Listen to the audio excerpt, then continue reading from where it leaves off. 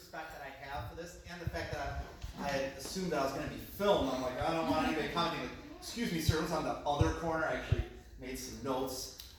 So first of all, what I thought would be useful would be to give broad strokes. This is not a collection. Well, in this date you had Mr. Ladislaus Dinowitz do such and such. I don't think that would really serve everybody, right? We have a lot of people, and the thing that brings everybody together is that they call Avondale home, and they want to know more about this, to feel more connected with this place. So I thought I could do my little part to help with that and facilitate.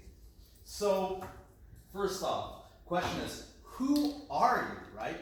So I co-authored the history book on Avondale and Chicago's Polish Village together with Jacob Kaplan, Rob Reed, Elisa Adelsberger.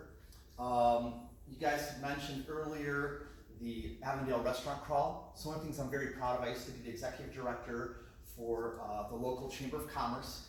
And when Marlena Asher, Ron Duplack, and Bruce Yeager first created the Northwest Arts Connection, they were centered in Mayfair, West Walker, and Old Irving. I'm like, you guys know what?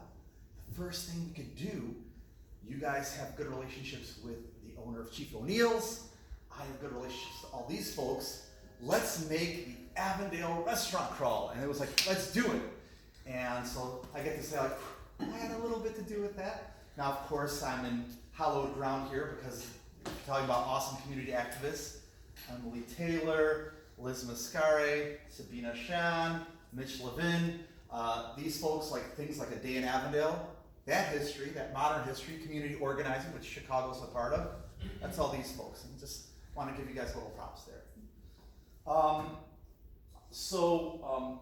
There's that. I'm also a writer and editor for a blog organization called Forgotten Chicago, which is about the overlooked aspects of Chicago's built environment. And what I really like is kind of what happened last ANA meeting, right? Overlooked narratives and kind of helping them come to light, being in, what a beautiful thing to have, Naya read it. And then finally someone's like, hey, I'm gonna go out there and I'm gonna really popularize this. And I think that's really important because you really want to be connected with your community. One of the things that folks have brought up here, I thought before we talk about Avondale, right, you kind of have to define Avondale, right? And so one of the fun things, how many of you guys have ever heard about Avondale being called, North Logan Square, West Logan Square, or West Roscoe Village? Put your hands up, come on. That's right. So this should make you feel better. Before there was a Logan Square, there was an Avondale. So there was an unincorporated village called Avondale. And so does anybody here even know, so when you look at the community area map, like how those boundaries came to be? Anyone have any idea? So in the 1920s, they had folks from the University of Chicago who went out, some of the neighborhoods they knew well, and today when people look at something, I was like, I don't know about that. And so they took a good chunk of the former village of Avondale and decided to call it, this is what is Avondale. And so, for example, when you're talking about the little corner between the old Milwaukee Road, the railroad tracks, west of Pulaski, right? Most likely the reason that was cut out is that by the 1920s, you had where much of the area had been industrialized, and that area had not yet. And so you didn't have the same kind of factories. And so you can read when there's a Trib article from 1913 that talks about, at that time, before you had the factories that would later become part of that area, it wasn't industrialized yet. And so you have where, even though that area had been previously part of the village of Avondale, right? So going back to the 1880s, that actually was part of the village of Avondale, which at the time when, there really wasn't anything there, right? A lot of farmland, right? Between Cicero to California or Sacramento. Actually, Belmont Avenue was often considered times the northern border of it, going all the way down to Fullerton. And so this is a nice little segue, right? Because when people are like, why did so many Polski folk end up settling in Avondale? Well, how many of you guys are familiar with St. Joseph, well, it was originally called St. Joseph's Home for the Aged, Franciscan senior retirement facility that's on Belmont Avenue. So originally, that was by Schubert and Hammer. So Logan Square. northern Logan Square, right? Or as I like to call it, southern Avondale, right? little bit revisionism there, right? I like to tease my friends from Logan Square. That's okay, I can do that. I co-authored the history book on Logan Square too, right? Getting all gloaty on everybody, right? But in all seriousness, so yeah, and you actually have where Polish Dungeon started. It claims to be the oldest Catholic nursing homes in Chicago.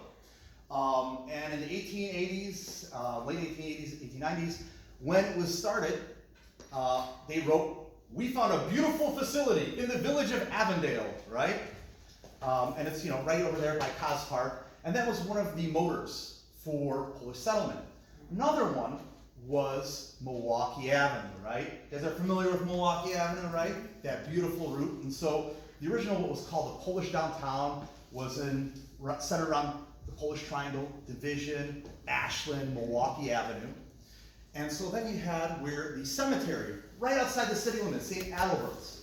And so when you have all these folks coming in after the Civil War and before the First World War, according to one historian, a gentleman named Ed Kantwitz, who lives very close by, he actually lives over across the street from Unity Park, a very accomplished historian, he claims that it was because of the fact that as folks would go down Milwaukee Avenue, right, oftentimes for funerals, let's remember this is a time where labor rights, the treatment of immigrants was a lot worse than it later became after some of the reforms that FDR made during the New Deal. And the like. So he claims that Poles were very familiar with the lands along Milwaukee Avenue, traveling out to the cemetery, and that this is the genesis of that Polish corridor, right? And so it's a little bit of many of these different things, and you see kind of how folks went across. One of the interesting things that I thought I'd bring up is that initially, right, one of the things that kind of made Logan Square a bit different is that when the Polish community comes marching up, you could say, Milwaukee Avenue, heading out, as all folks do, looking for new housing, larger lots, as opposed to the very densely packed tenements that you see along the Chicago River, very industrial and the like. Here you had stately two-flats, a nice little backyard, and so this is something that was a big attraction for folks as they tried to kind of make their way up the so-called American dream.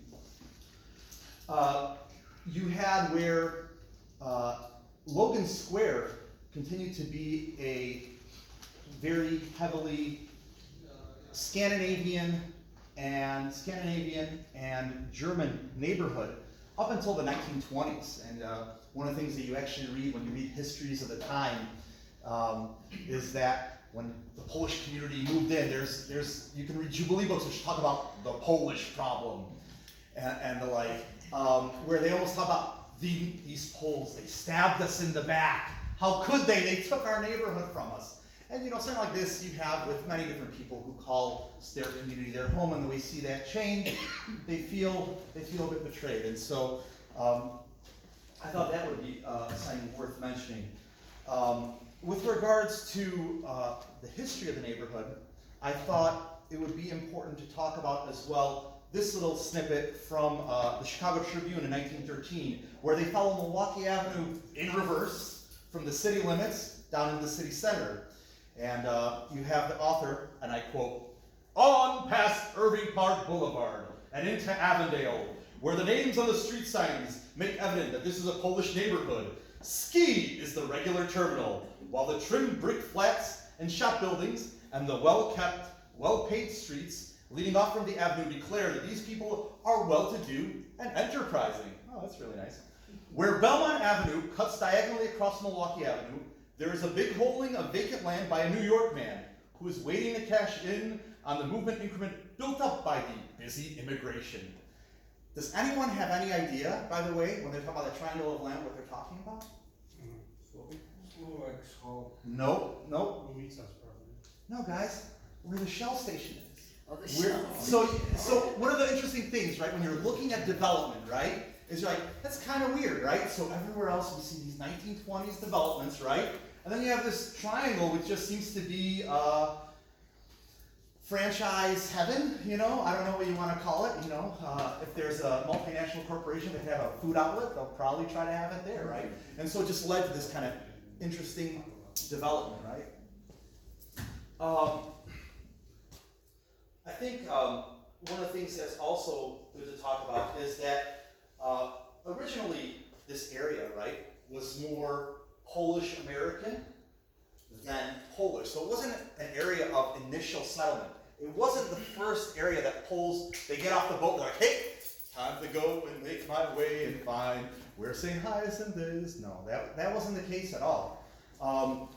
This was the place where it was close to work. Now today, if you had a factory a block away, it's not exactly something that someone would be like, oh wow, that's definitely a place I want to live. But at the time, we had where, hey, being able to walk to work sounds good to me. Being able to have, as I had mentioned, a less cramped apartment, a home where you could have a 2-flat and then make money and rent out the bottom, that sounded like something that was good. And so I think that's important to remember, and that it wasn't until the 1960s where that really changes. Now, one of the things that folks had asked, right, is number one, what defines being Polish, right? Because there's a whole continuum, right? So, for example, how many of you guys know Kay's shoes, right? So Monica Price's father was born in Warsaw, Poland, right? He himself is Polish-Jewish. In fact, that business district that brings together, you could call it a kosher buckle, because it's where the Polish village, Avondale, and Logan Square all come together, was predominantly Jewish, right? And so these folks, right, are you going to say, well, they're Jewish? Well, yeah, they're Jewish, but they're Polish too, right? Used to advertise on Polish radio. My dad would talk about how they'd come in and, for example, there's a purveyor where, to try to translate it, he'd say, you want to look like a doll? Come on in and visit Saul. So I think that's important to remember, but there's also others. So for example, one of the reasons I have notes here is because you forget things. So when I co-authored the history book on Avondale, you have a Polish Roma community. Roma, colloquially called gypsies, right? Not too far away from here, there's an apartment building which was known as the home of the king of the gypsies, right? Where a local Polish-American Roma, right, family, a leader of their community lives, and they still live here, right? So are these folks Polish? What about folks that, for example, are Czech? I had an uncle that was Czech that married into my family, right? You had, where after World War II and until the fall of the Berlin Wall, not too many Czechs came here, right? So are these people, since they come into the community, would you consider them Polish? There's a famous, he was just on Channel 7, that called this neighbor home up until recently with his Polish wife, a Haitian American, who, because he loves his wife, ends up actually singing in Polish. He was actually just singing it literally a few days ago, right? So I'm just trying to bring up the complexities of, like, how do you define this? For example, if you're talking about an overlooked ethnic group, the Filipino community, right? The genesis of the Filipino community, because of racist laws that were put in place to keep out people that were Filipino from creating an establishment community. You have to remember, before 1967, there was a lot of racism in our immigration laws that really kept out people that were of Asian American descent. And so, because of the laws, and if you were to read the history of the Filipino community, it was Polish women that played a huge role in the first Filipino community prior to the taking down of those laws in 1967. So, the net result is that many of these folks that were of Filipino descent ended up marrying Polish American women.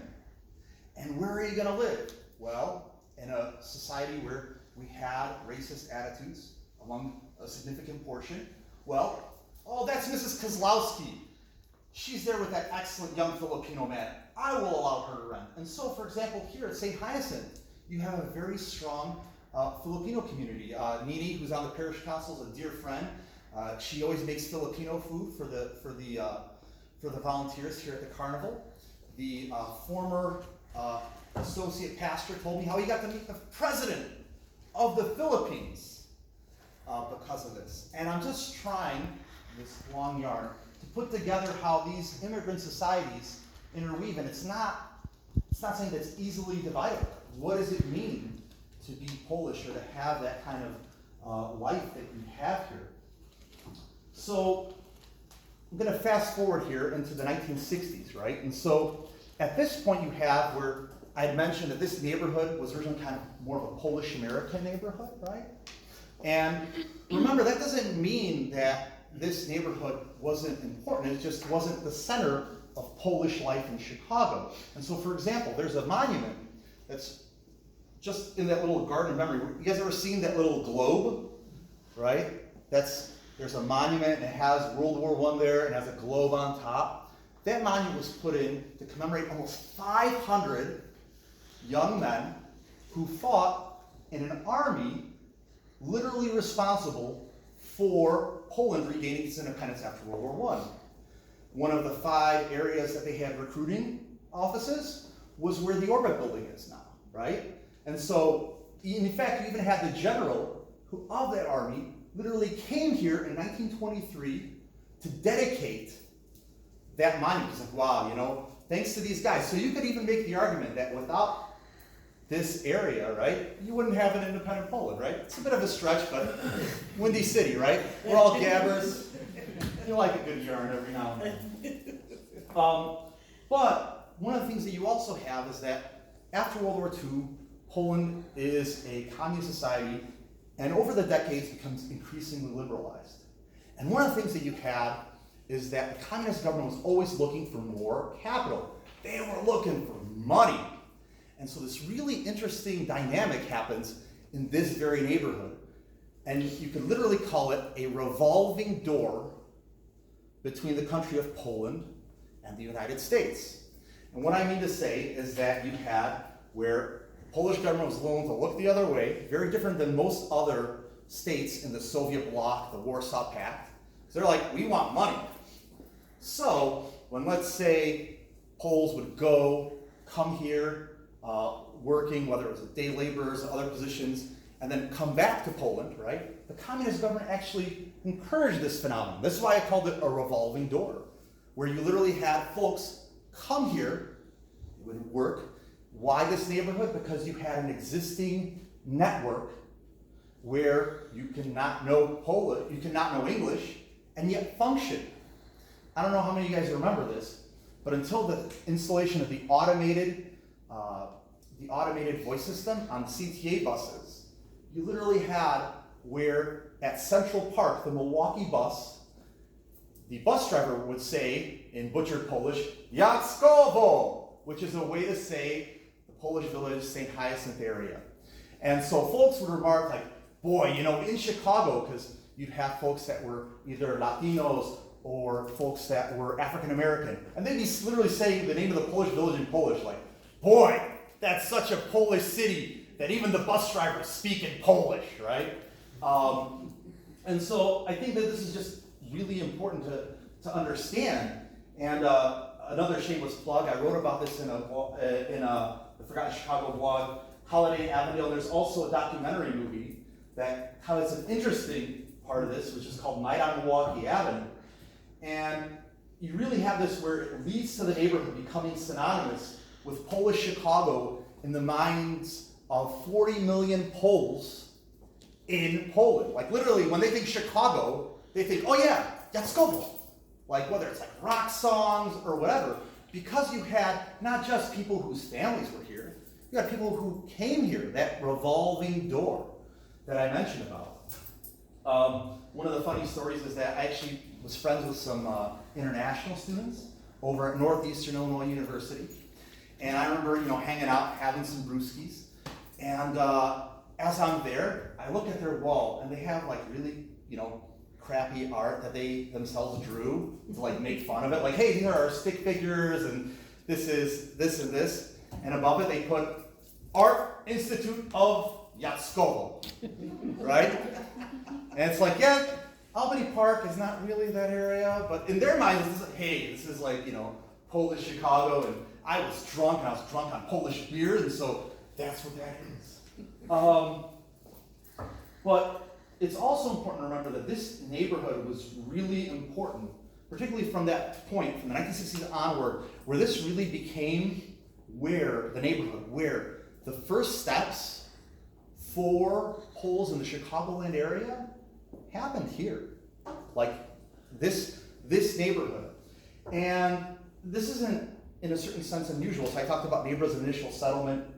Oftentimes, they kind of hide a dynamism, where if you were to go to Pilsen today, if you would have gone to Pilsen 100 years ago, you would have seen a similar dynamic where, although from the outside, people who aren't cognizant of foreign languages will say like, oh, well, this is constantly a neighborhood that is dominated by this ethnic group or that ethnic group. It obscures and obfuscates the fact that usually this is where people begin their lives. But once they're able to get a better handle on how to operate, how to live, they end up going somewhere else. But they're replaced by new folks. And so it might seem continuous, but no, you have where there's dynamism. And to get back to what we were talking about is in the 1960s, 70s, 80s, at a time when there was so much repression, you had this flowering of arts and culture. You had Nobel Prize winning literati.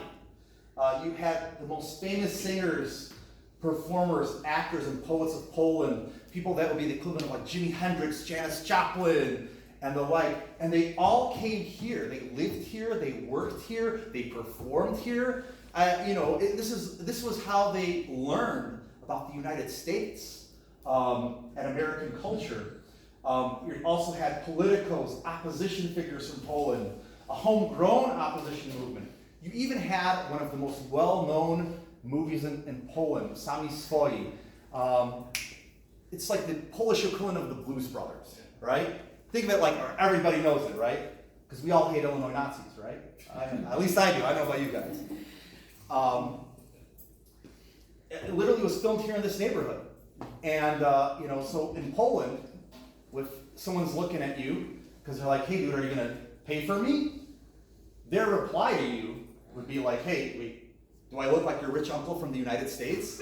Because he's a central character in the film. And that rich uncle lived here in Avondale. And so when people see that house, they're like, oh my God, that's the house. The same way like if you were to see something from the Blues Brothers or let's say Kevin McAllister's home in Home Alone. Or the Family Matters house. Or the Family Matters house, that's right. A.J. Latrace, this guy, like a cat, always lands on his feet. I'm very impressed. So then I thought, so we talked about, yes, this era of glory that folks might want to call it. I guess before I get on to the next part, how many guys listen to Curious City on WBEZ? They actually interviewed my dad for that, and they actually ended up using a quote, and it was kind of cool because it ended up being kind of like one of the central quotes of it, where my dad talks about he himself was a refugee, came here in 1973, and he was very politically animated. He's like, I don't want to go and serve in a military where I'm going to have to pledge allegiance to the Soviet Union. Ain't going to do it. And so he ends up on this wild ride, ends up here, and he has somebody that is supposed to get him a job in San Francisco. And it's around Christmas time.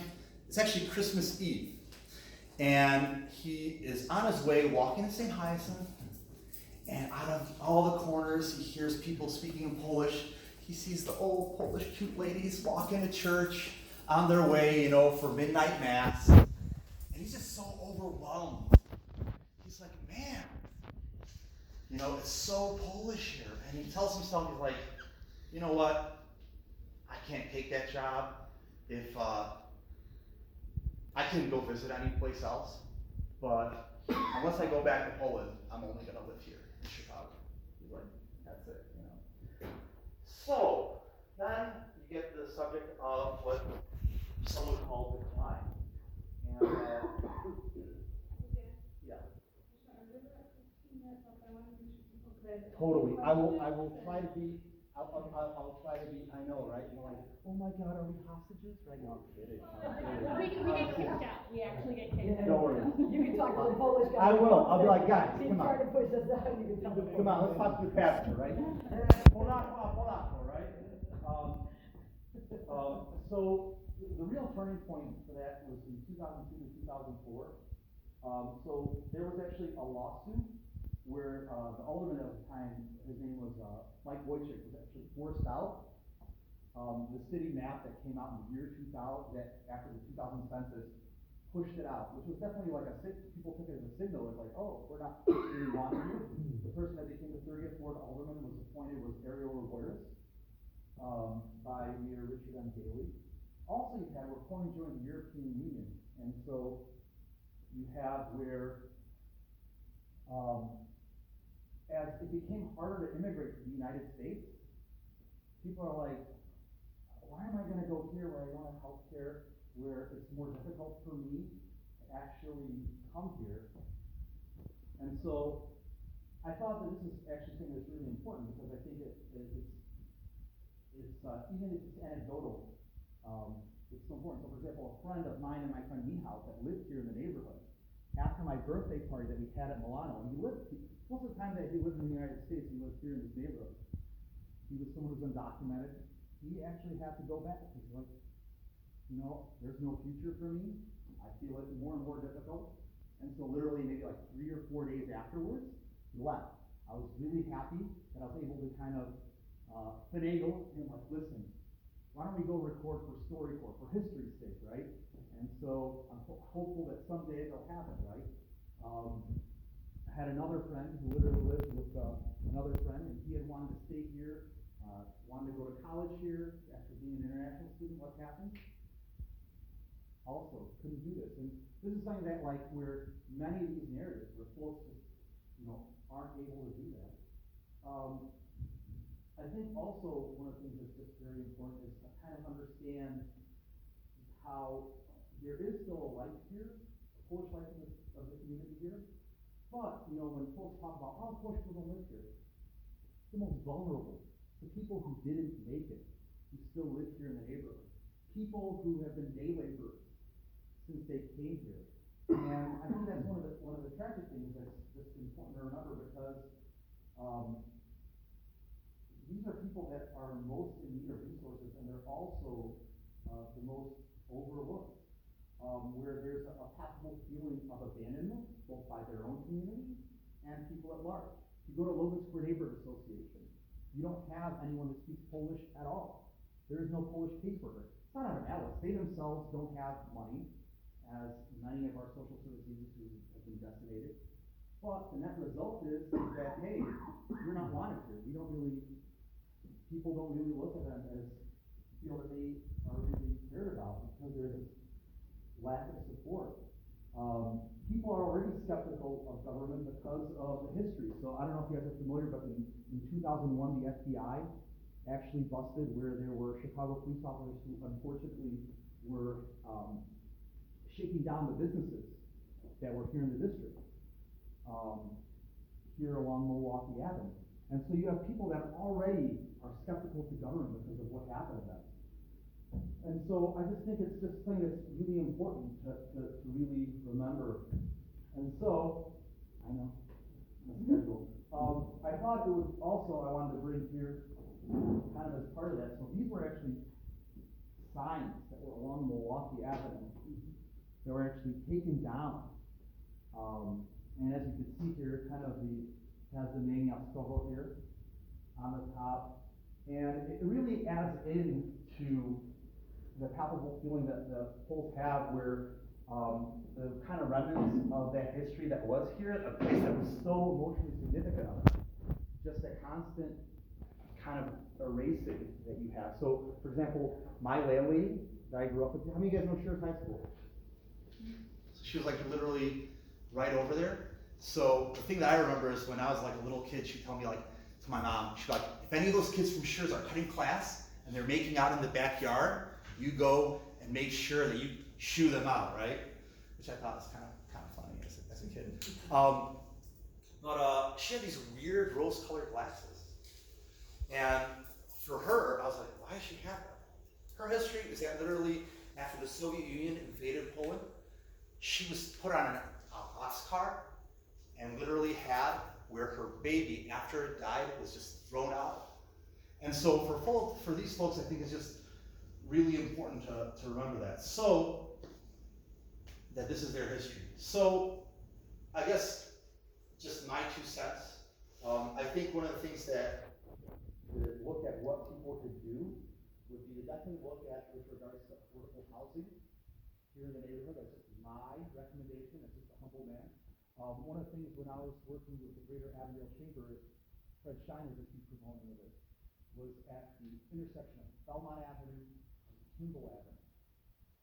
And to try to redevelop that plaza for affordable housing, and to make sure that that affordable housing would have some kind of outreach to folks in the Polish community, so that they don't have that narrative of like, oh, nobody really cares about us, and the like. So, thank you very much for humoring me, for allowing me to share some of the things that I know, and I'm down for questions.